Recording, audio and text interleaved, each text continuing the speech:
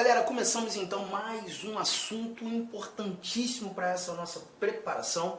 Agora a gente começa a conversar sobre os direitos e deveres individuais e coletivos, o famoso artigo 5º do texto constitucional, o dispositivo mais longo da nossa Constituição. E aqui a gente tem muita informação, né?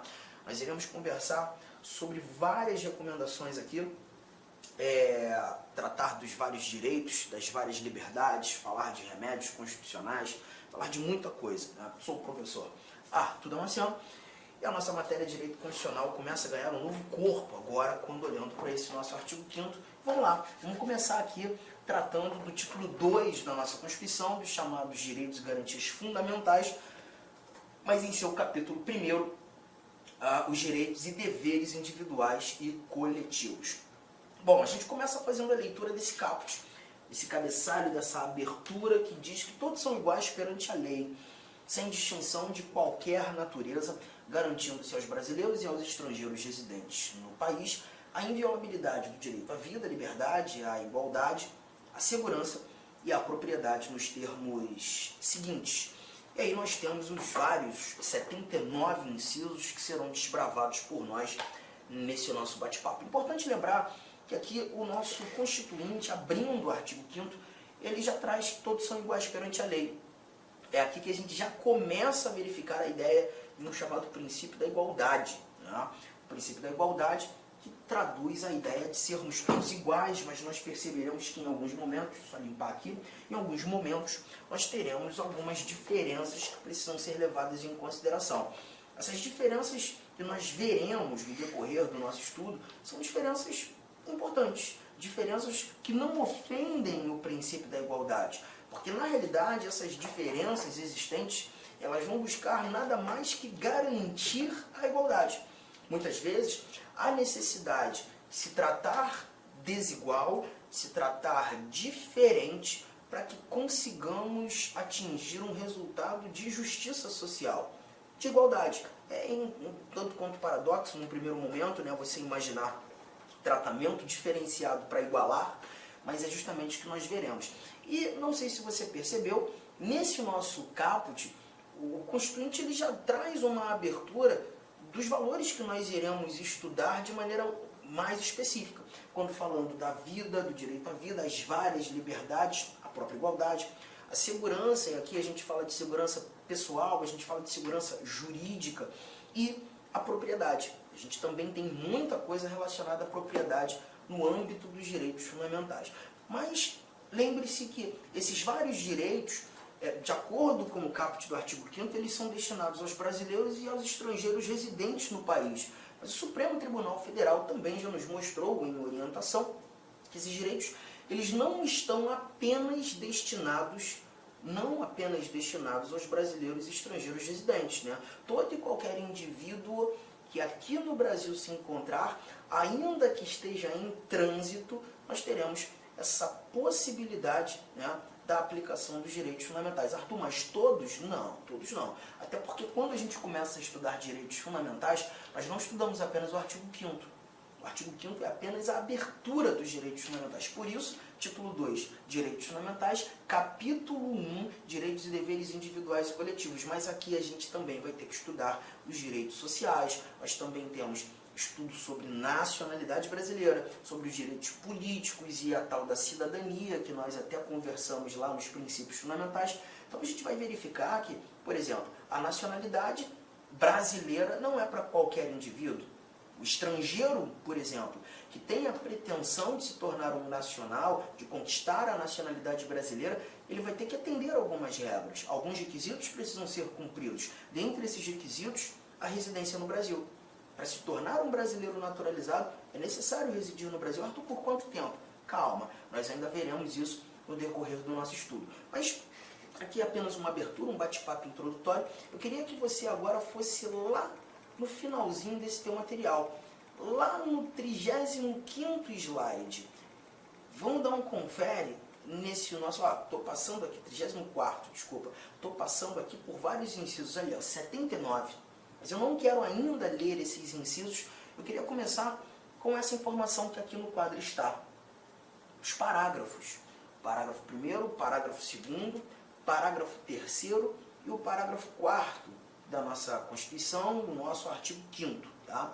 Por que eu gosto de começar com esses parágrafos? Porque quando a gente começa a estudar esses parágrafos, a gente começa a entender um pouco mais os motivos e da aplicação e aplicabilidade desses vários direitos aqui traduzidos. Né?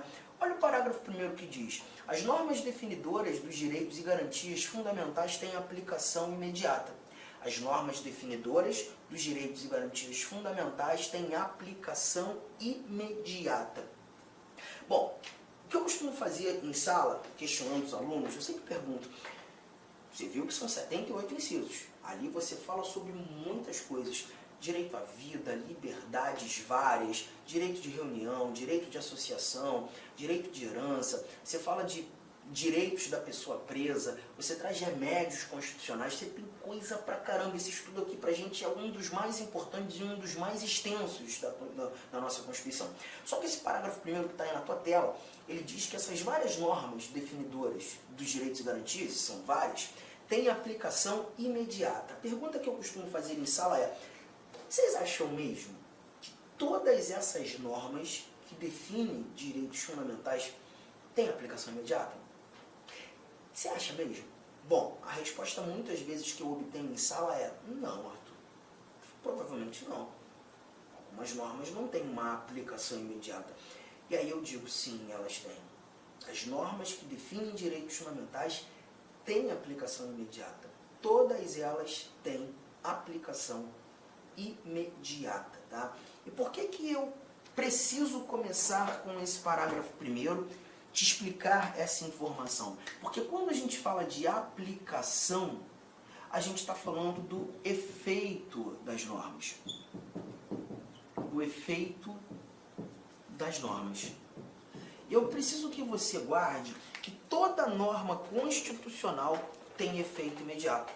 Toda norma constitucional tem efeito imediato. Inclusive essas, que traduzem os chamados direitos fundamentais. A partir do momento que o Constituinte diz que aquele direito é meu, inseriu aquele direito fundamental no texto constitucional, aquele direito é meu de imediato. O direito fundamental passa a ser meu imediatamente a sua introdução no âmbito dos direitos e deveres individuais e coletivos, no âmbito dos direitos fundamentais. Até porque esse parágrafo 1º fala dos direitos e garantias fundamentais, não só o artigo 5º. Tá? O efeito é imediato. Agora, um cuidado que a gente tem que ter é que, perceba, nem todo direito fundamental tem a aplicabilidade imediata. Nem todo direito fundamental tem a aplicabilidade imediata. Então, cuidado com isso. Aplicação,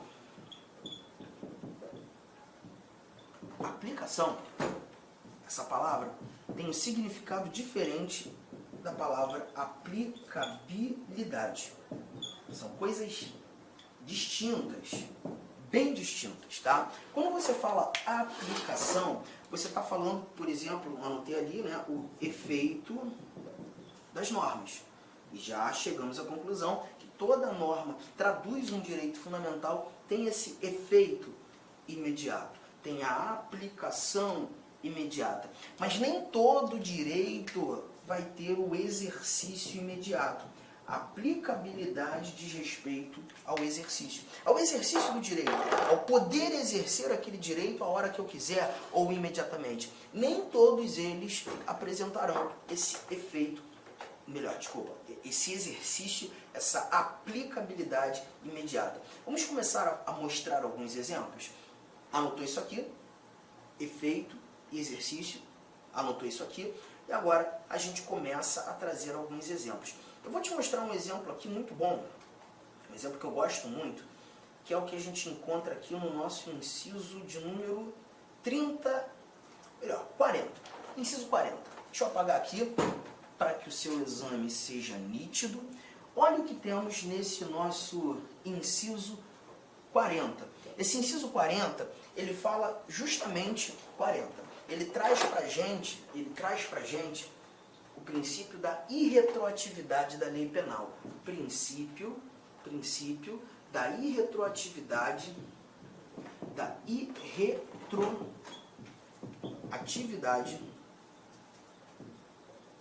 da lei penal. E o que nós encontramos aqui no princípio da irretroatividade da lei penal? Lê comigo.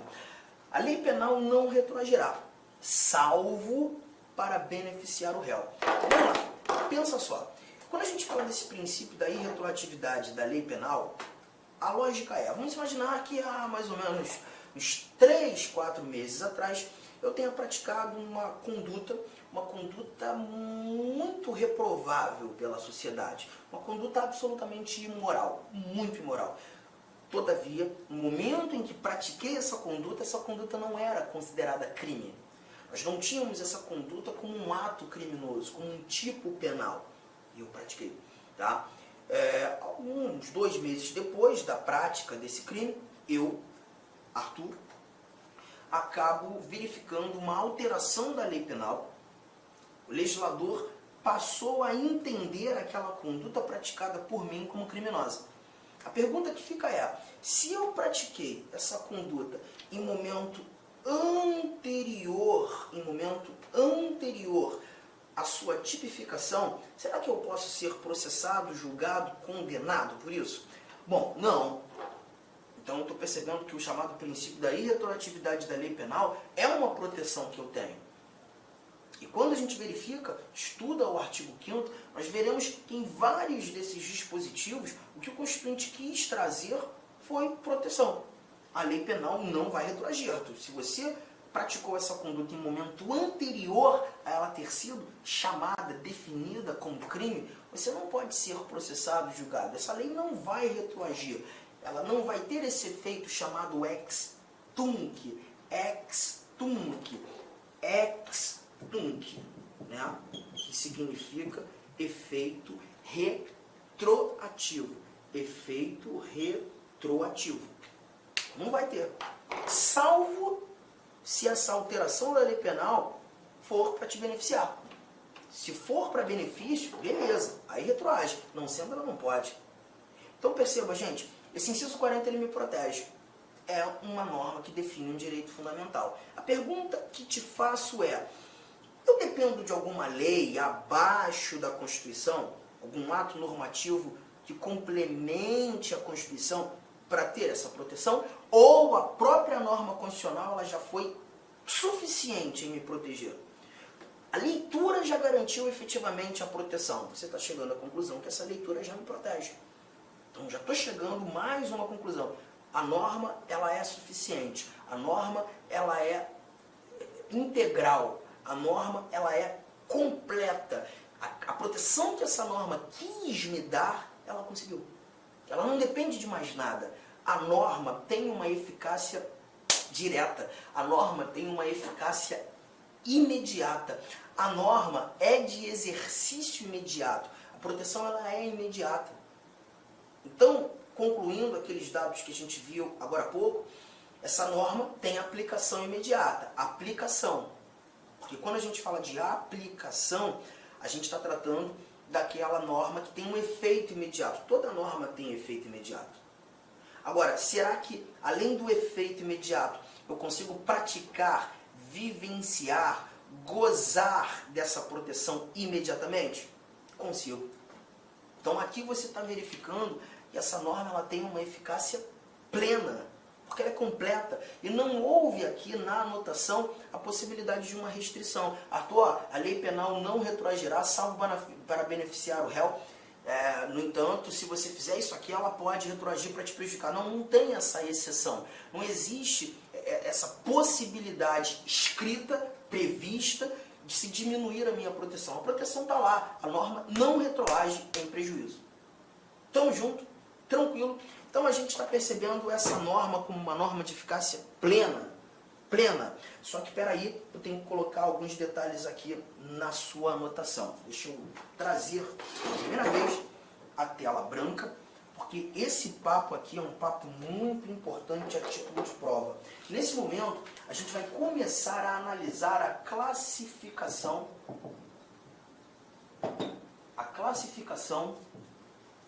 das normas constitucionais.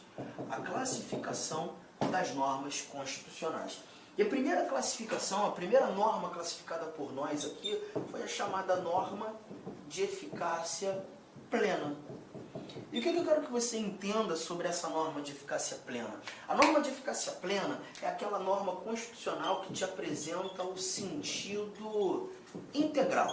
Ou seja, a norma é completa, a norma é suficiente em te proteger, em te garantir o exercício do direito. A norma, ela é totalmente suficiente, completa, de sentido integral. E se tudo o que eu precisava saber para exercer o meu direito, ou para vivenciar, gozar daquela proteção, foi apresentada na norma constitucional, eu verifico a aplicabilidade, olha a palavra, gente, aplicabilidade imediata.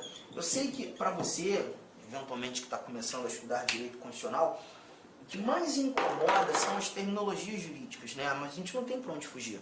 Essas terminologias jurídicas, elas são importantes. E aqui você está verificando que quando leio aplicabilidade, estou falando do exercício. O exercício é imediato porque a norma é completa. A norma constitucional ela foi suficiente. E essa é a primeira classificação que a gente está trazendo aqui. Agora, eu não sei se você já reparou, se não, vai reparar comigo agora. Em várias normas que definem direitos fundamentais, nós temos um dizer em algumas delas, na forma da lei, nos termos da lei, nas hipóteses previstas em lei. Não sei se você já reparou isso.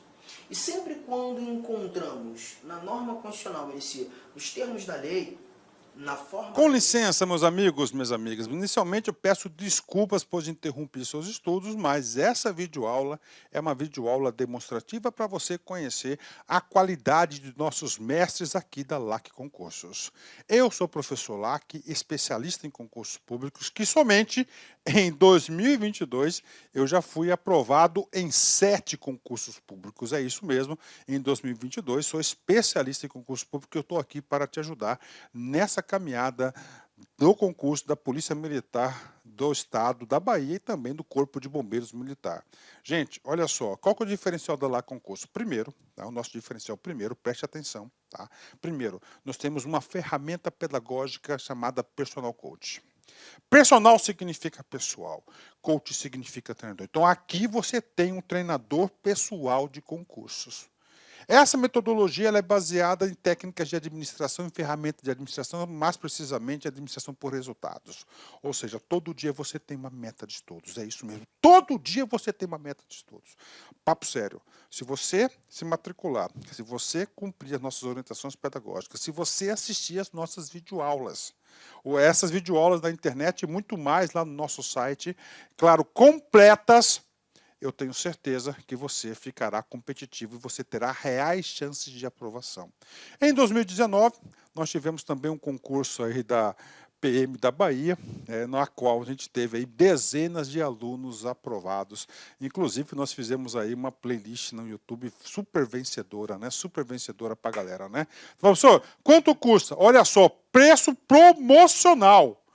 Apenas 10 parcelas de R$ 25,00. Curso completaço, super atualizado, item a item do digital, acesso imediato com foco na banca da FCC. Então venha estudar conosco aqui na LAC Concurso.